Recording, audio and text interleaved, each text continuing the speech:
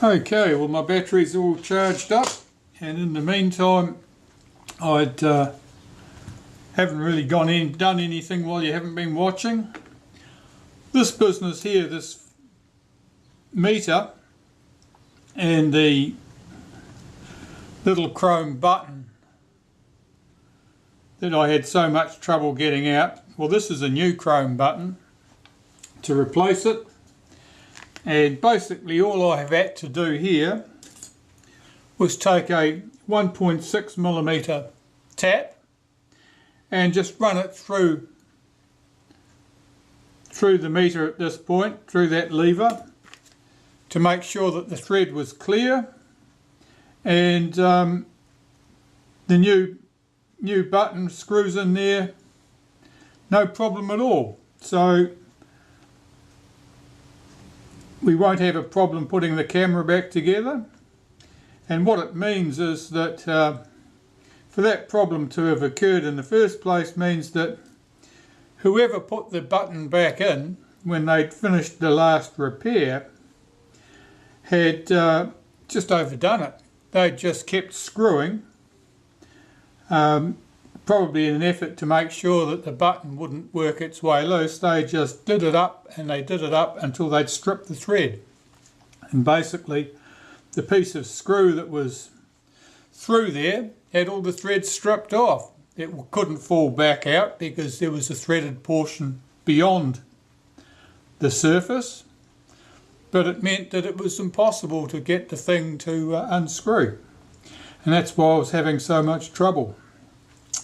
Anyway, we've got that problem beaten, so at least I can be confident that we'll be able to get the camera back together. The other thing I discovered, or one of the other things I discovered, was I'd already mentioned that the diaphragm was unusually stiff on this lens. You've got two levers on the back of the lens. One is coupled to the shutter itself, so that when the shutter releases, the diaphragm is allowed to close down to the set aperture. And the other one is coupled to the camera, the aperture setting part of the camera, and one of the functions it serves to do is it moves these little pointers. Now they're your depth of field scale pointers. Now, one of the mysteries of this lens, I wondered why that was so stiff, and it's because the owner has one of these handy bungee cords on their lens cap, and it tells me it's a seamer, and I think they called them a cap keeper or something of that nature. And the problem here is quite simple. This elastic band is draped over the top of the focus scale, and although that means that you can't easily read the focus scale, not that that is a great hassle with an SLR because you're looking through the finder, but what it also means is that these depth of field pointers are getting caught on that elastic band, and so that's another factor in why they're so stiff to move. So the lesson there is quite simple. If you have a Retina SLR like this, don't have one of these elastic bands tied around your focus ring.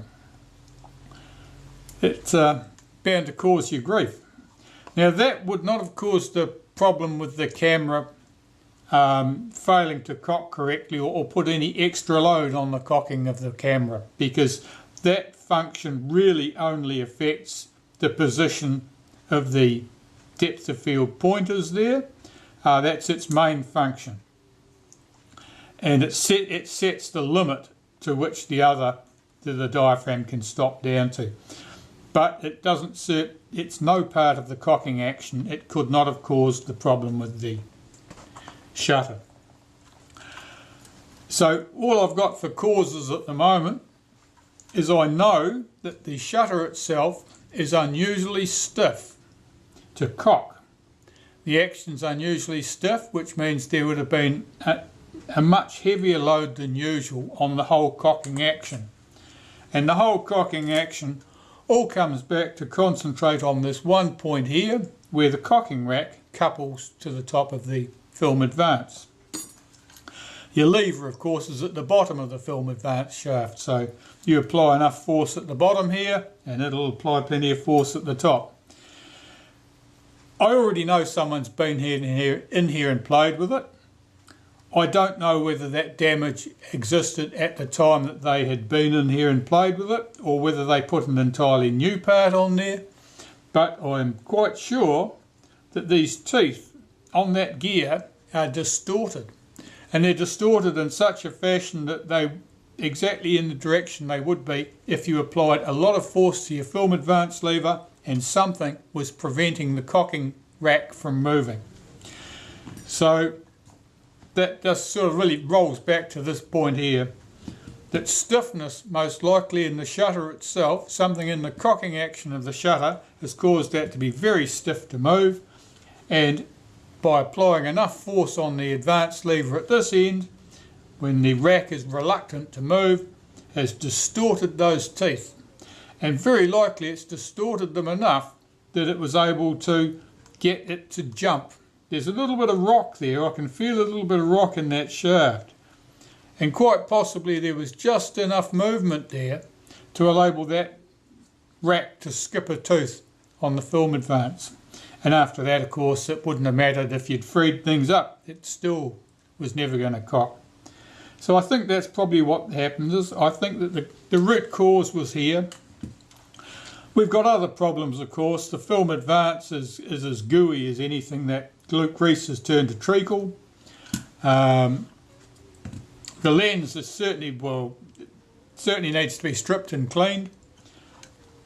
That stiffness will probably go away with cleaning. I haven't ruled out the possibility that the camera may have been dropped on its nose, and that's caused some stiffness in the lens and possibly stiffness in the shutter. And I won't know that for sure until such stage as I have those components completely apart, cleaned to my satisfaction, reassembled them, lubricated them appropriately, and if they're still stiff at that stage, then I'll know that there is some physical problem causing it, and at that stage it would almost certainly be down to being the camera's been dropped on its nose. But anyway, back to the real world.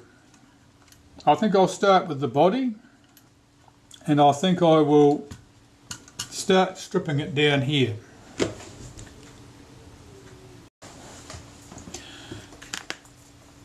Okay, so I've got to get that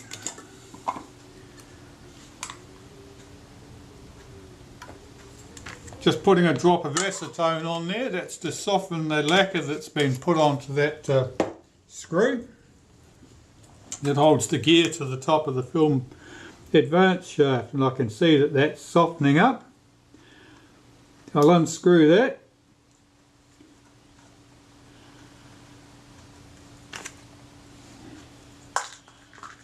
And then pop that to one side. Lift that gear off. Now I've got it off, I can have a very close look against the light. Oh yes, those teeth are very, very distorted. I don't know if I can zoom you in enough to see that. We'll have a go.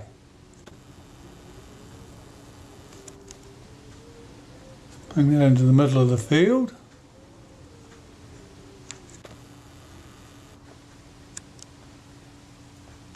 That's as much as I can get. Let's try bringing it closer to the camera.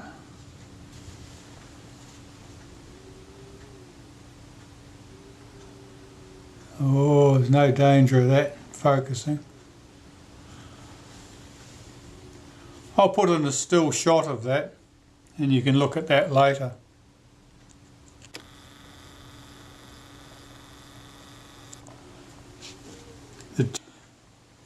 Here's that gear that came off the top of the advance shaft. And you should be able to see those damaged gear teeth around here.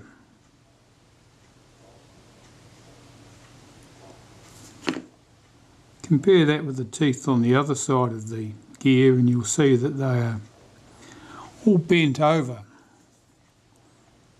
all swept in this direction. Teeth on that gear have a very windswept look to them, which is odd because I've always been under the understanding that that particular gear was hardened, and I would have expected the teeth to break long before they got to that stage. Never mind, so we'll continue on with this. So I can lift this cover.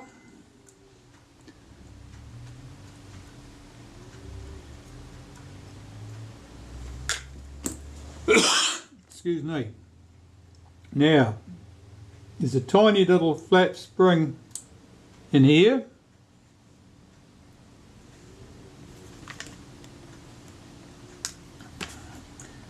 Which that little dog is worked by that, flipped into position. We'll see if we can lift this piece off.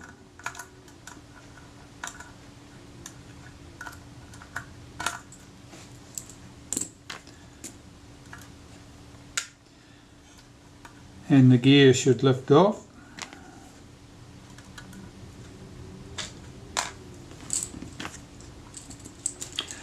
I can take those two screws from the top here. This one has the little ratchet pawl on it which prevents the film advance from slipping backwards. This one is just a plain screw. It's a little bit less than extra tight. Whether that was causing us a problem, I have no idea at this stage. I want to remove the rewind button, so I've got a special pair of pliers for that. That is exceptionally tight, and I'm going to lose the skin off my thumb if I try and get that off. I'll be back with some help.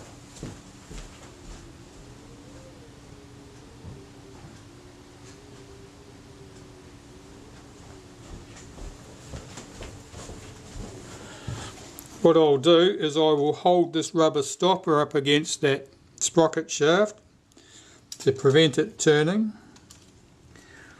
while I turn that screw. Hopefully that'll come loose. No, it won't. Alright, so this is more of the handiwork of the same bloke who buggered up that meter for us, and they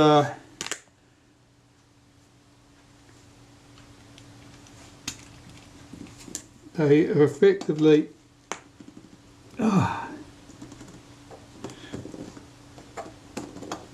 that feels like that's going to shear off. I think some bright spark has Loctited that on there possibly. It's only brass. If it shears off, we've got to replace the whole shaft, but it's got to come out. I'll be back once I've got the thing fought. Oh, there it is. I did get it loose. In fact, it came loose without too much extra fight once I'd positioned this somewhere where I could get enough load on it to prevent that from turning. It doesn't look like it had any Loctite on it. It just means that whoever had put that on there had been exceptionally enthusiastic about doing screws up. And well,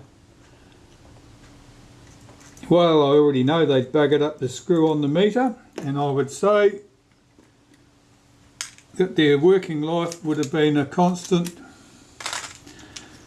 procession of fixing up broken screws. Alright, so that's out, and with that out,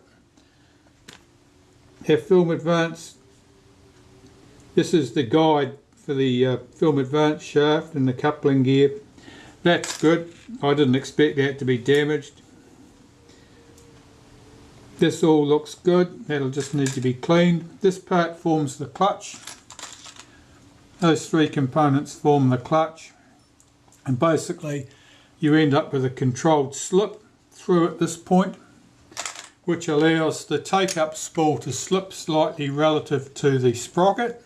As film builds up on the take-up shaft, take-up spool, it needs to slip, otherwise you would end up stripping the film.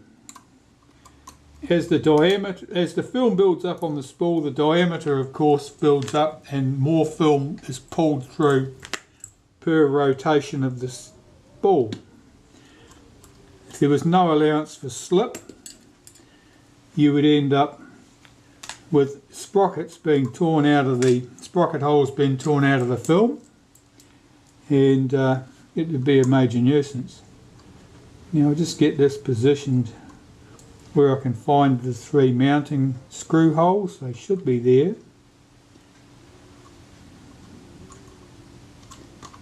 Well, they should be here actually.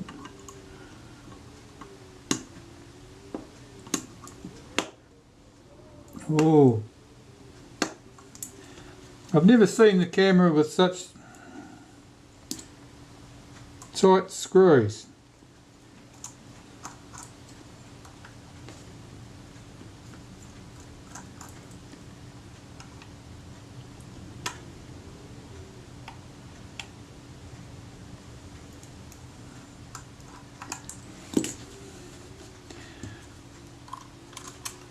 When screws are recessed down there like that, so that you cannot easily get to them, if the screw heads are damaged in any fashion, you're going to be stuck with the option of drilling them out in order to disassemble things. Now here, this is just very gooey with that very thick gooey grease that I'd mentioned. That'll have to be cleaned out. I've got a product I use called grease and wax remover. It's designed for painters for preparing surfaces for painting, but it's very good at dissolving thick waxy oils and greases like that, and that part will be left to soak in there for some time in order to make sure that stuff is all gone. Right, so I'm looking at the rest of the body here.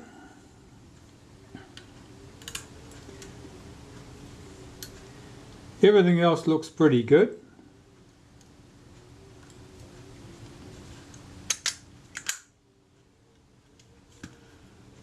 I'm checking our frame counter, checking that it zeros when you open the back, and it does. So that's all good. I don't think I need to remove any of the mirror cocking stuff. That's all working very smoothly. No hesitancy or stickiness there. This body will just have to be cleaned, and then that can be reassembled. Generally it's fairly clean anyway. Brings us back to the shutter. I'll remove some components from the back and we'll start getting into this.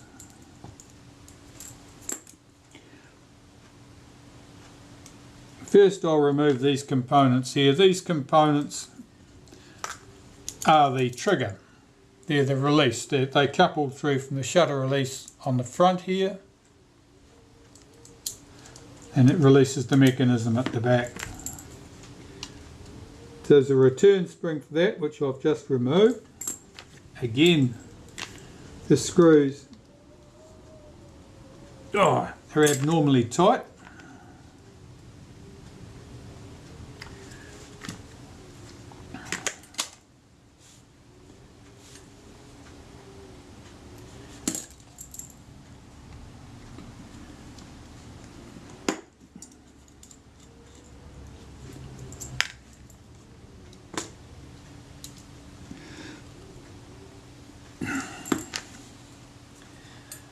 That really doesn't want to go.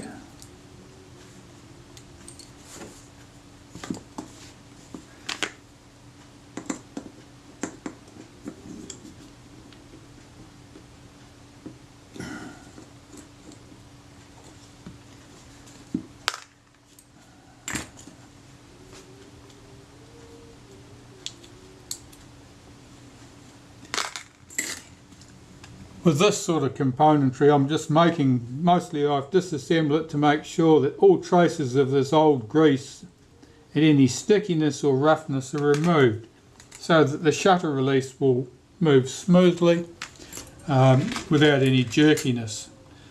You always want the shutter to release to move smoothly. Alright, so we've got 2 screws here.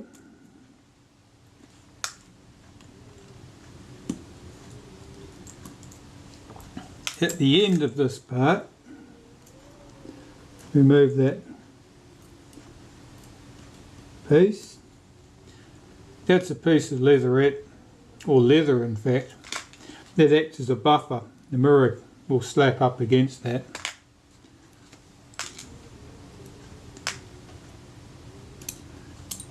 This little rack couples the actions inside the shutter here. There are 2 actions going on with that rack. One is cocking the shutter itself, and the other is opening the blades for viewing as you cock the shutter so that you can focus.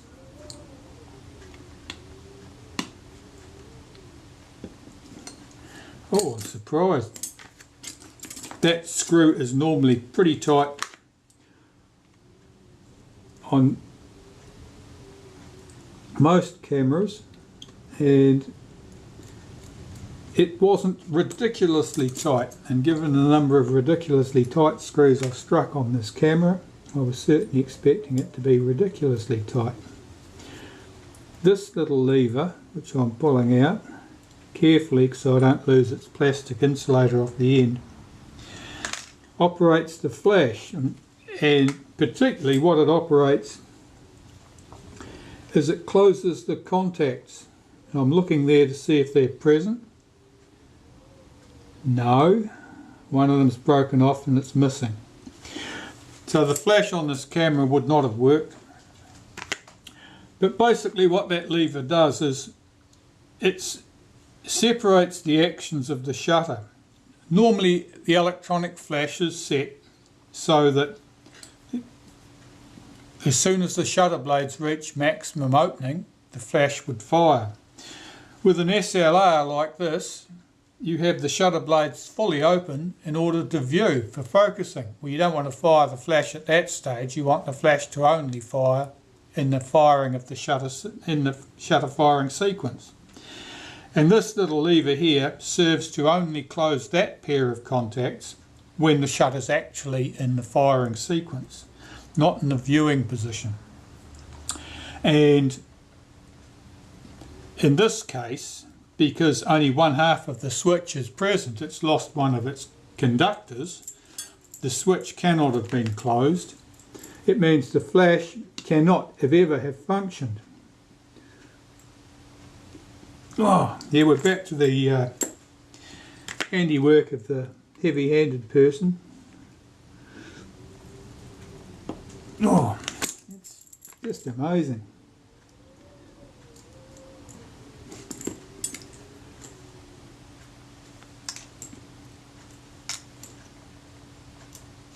That little gear has a washer on the top, a very thin washer, and that gear drives this little cam which picks up this lever here, and when the shutter is just about cocked, just at the cocked stage, it allows it to pick that thing up and it'll swing the blades open. We're not in a position to show you that at the moment. There's another plain washer here which sometimes will lift off, there it goes, and other times it just stays stuck there. If it's stuck there, don't bother trying to fight it off, there's no payoff in that. 4 screws, one here, one down in here, and one down in here, will hold this body to the shutter. Now there's a flash contact here that's soldered on and then covered in black paint. That I'm going to have to unsolder, and I'll go and do that now. Right, well, I unsoldered that contact there, and I took the opportunity of removing this wire which was soldered on at this position at the same time, because it sticks out like a TV aerial, and to be honest it's very easily damaged in that position. It's better just to remove it and get it out of the way. So now I've got to have a go at these 4 screws down in here, and given the state of other screws they could be too tight or not. That was okay.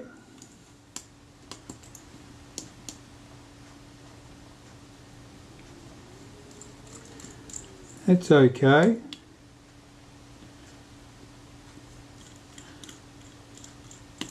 Three out of 4 so far.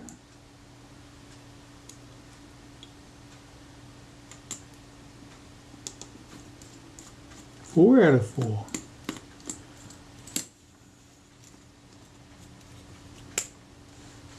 We have those. Pop them to one side. Yeah, right. That flash contact, there's a little washer there, a little fibre washer, which sits over at that point, and normally it's just sealed in there with a bit of adhesive and or paint.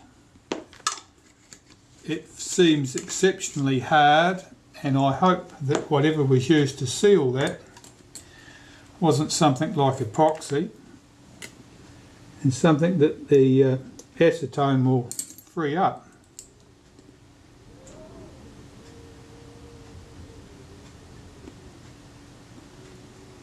Oh,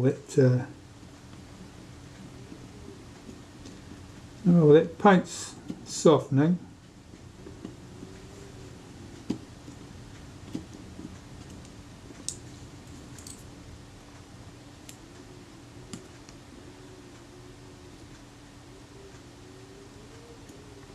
It's like a thick fibre washer, that piece, and it sits over the top of that flash contact, and I'm concerned that if it is well stuck as it appears to be, I'm concerned that if I just try and pull the shutter off the housing, I will leave its flash contact behind. It will snap off, and I do not want to do that because it would be a major nuisance.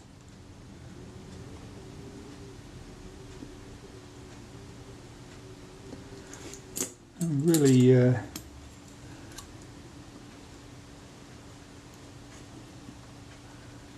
I can get down under that. The fibre washer, I can find another one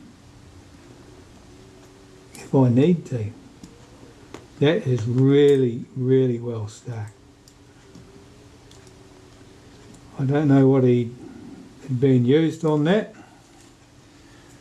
And I suppose if it was a 200-pound gorilla doing the rest of the work, it was probably Gorilla Glue. Right, get the washer off. There it is. Be able to scrape that clean with a scalpel. Alright, that contact will be free now, it can come out. Well, it doesn't want to. Oh, the blob of solder's catching me there. I'm going to have to give that a wipe with the soldering iron. That's it, it's out. So, we've got 2 components here to consider.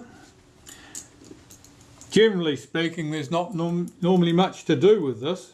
I noticed that the adjusting wheel here for the meter drum is quite stiff. Now there's nothing to that really, it's just a couple of little geared wheels, so basically it means that the lubricants in there have gone gooey and need to be cleaned out, and I'll have to deal to that. In our case, our flash contact here is broken. It's lost one of its conductors, and so there's only half a switch there. So this will have to come out, which means I've got to unsolder it at this point and resolder it here and here when I put it back together. Now these switches are, there's just a plastic body, they're fragile with age, very easily broken, and my chances of getting that swapped without there being another casualty along the way are not good. We'll deal with that later. Let's have a quick look at this shutter. And see, this is the shutter itself, and we'll see if it'll cock. Let me find the right tool.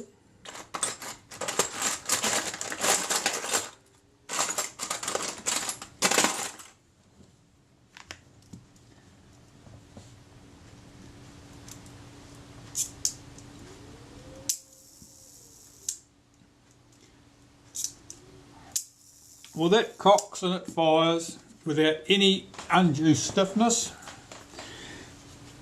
which suggests that the stiffness problem in that shutter lay in the other mechanisms. And this is the action. Here's the shutter cocked. And here's that small tab that I told you that little cam would pick up and move across to open the blades to allow viewing when the shutter's cocked. And that moves. It's a little bit stiffer than I would like probably, but it does work. So that shutter should be a fairly simple clean and lubricate and put back together. Back to this.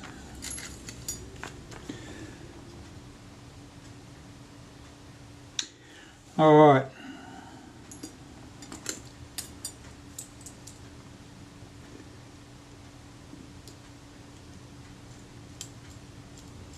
That screw holds that contact, flash switch contact to the body. This screw holds that little guide plate in place, and that little guide plate just stops the switch arm, this one here, from flapping about. Now that's normally locked in with a bit of lacquer. It could even have been there right from the time the camera was new, because it's not a component you would normally need to remove. Squeaky noise is just my acetone tin breathing. Alright, I'll take that screw out.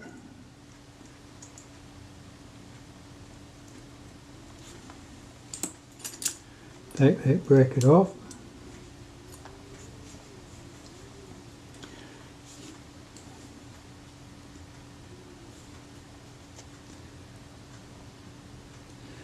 That's fine. I'll lift that whole wire out of there because I want to avoid having to try and solder this in place if I can possibly avoid it. So I'm just softening that glue. This wire will be glued into that recess in the body, and I just used some solvent there to make sure that that's free. And it is. Good. So I've one soldered contact here that I need to remove, and I'll go and do that.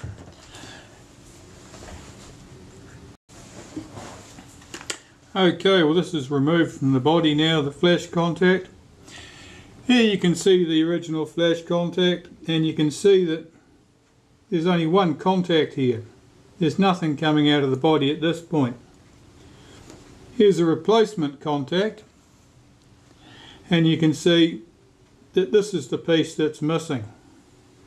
It's simply snapped off completely on this one. And so I have to fit this to the body and solder the wires in place. Now we have two wires going to this switch, and then this end here goes into the flash contact on the body at this point. And I can tell you from experience it's entertaining trying to get those things on there. So that I'll probably do off camera. If I'm very lucky, I'll only need to do this once.